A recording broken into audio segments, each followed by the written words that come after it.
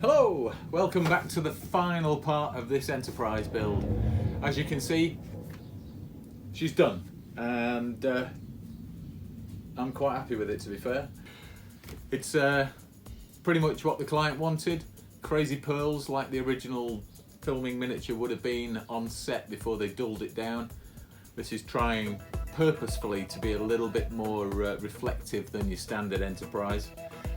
I tried to match the colours to the references that I had best I could. It changed colour from the motion picture to the Rapicon by different blue stripes under here and a little bit more blue under here. The original one in the motion picture was on more green tint and slightly lighter, so that's what I've tried to replicate. Hey, I've done my best.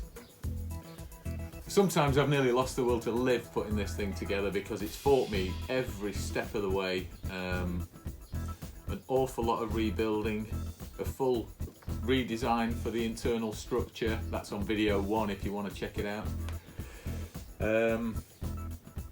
Yeah, everything needed work. Every person that builds one of these adds their own interpretation to it, so none of them are going to match exactly the filming miniature, because references are scarce, to be fair. But this is combining a lot of knowledge from a lot of people over the years. Ian Lawrence was a good friend for the last couple of years before he unfortunately passed away, and he gave me a few details for the pearls and areas. I've matched the pearls on the side of the body here to references from the motion picture. The pearls on the top of the pylons and the bottom match pretty good. There's a bit of artistic interpretation up here, but most of the pearls on there match the references that I have. So it's pretty accurate. We've gone for a few more pearls on the front here, just to increase the complexity of the surfaces. You can see the front now is actually a very complex looking piece of kit. The surface is festooned with 3 different finishes. We've got matte, we've got satin, and we've got gloss, all working together to give you a reflective difference. Then the cells look the part. They're nice and solid. There's no way they're going to bend down. They're all mounted on internal 8mm metal armature, which again is in video 1. You can check that out. So I'll put together a little montage, but first I'm going to show you how I made this stand for it. I like my stands to be heavier than the model so that the centre of gravity is really low. I don't like top heavy models that, you know, if you knock them they'll fall. I want the stand to be the heaviest part of the assembly, so this is all 8mm cut steel.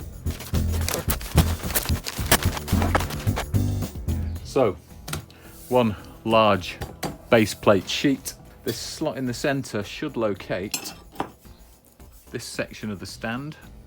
It needs a little bit of finishing to get it flush.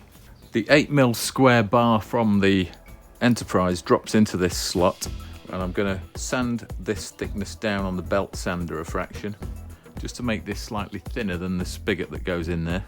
This section fits into the slot on the bottom of the board there, and that levels up 2 holes and 2 holes in this one.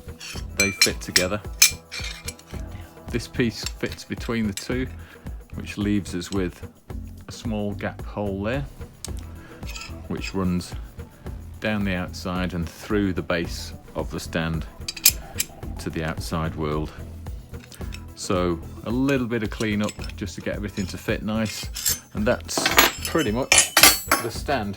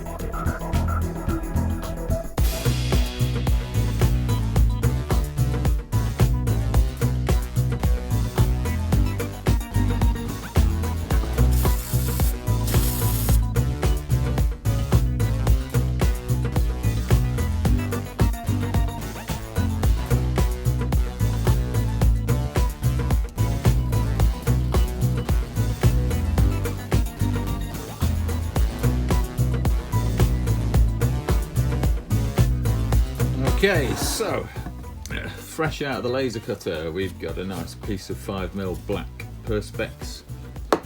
Yeah, going to hit this with a light pass of Stone Guard grey, which will give a very slight texture, just to cover up any slight indiscretions that may be in the surface. A little bit of surface scum on the top there from the vapour that came off the etch. So I'm just going to clean that up with a little bit of Brasso.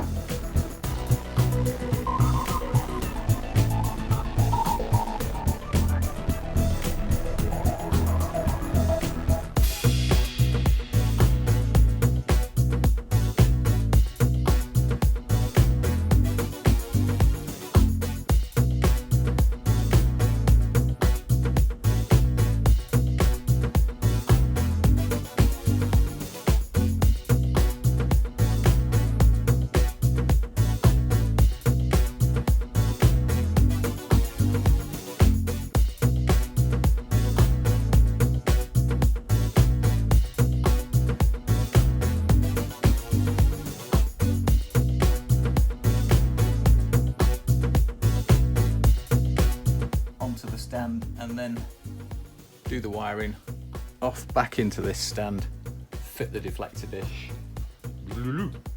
All right, so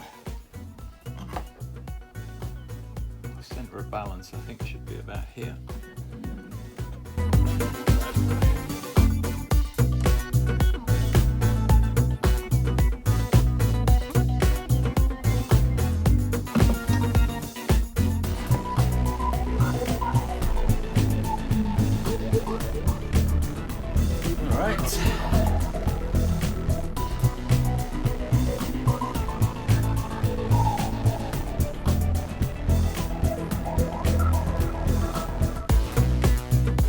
So here it is,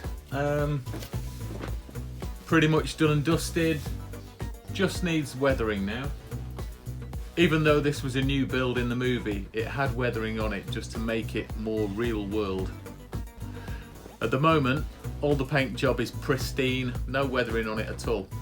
Need to bring out the detail.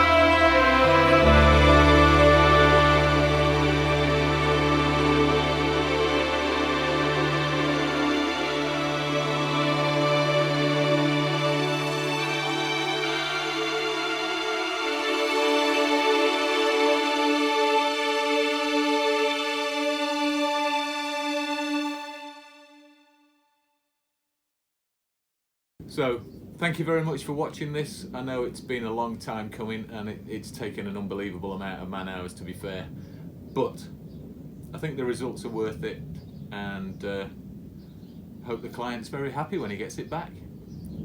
Anyway, thanks for watching, guys, and I'll see you again soon.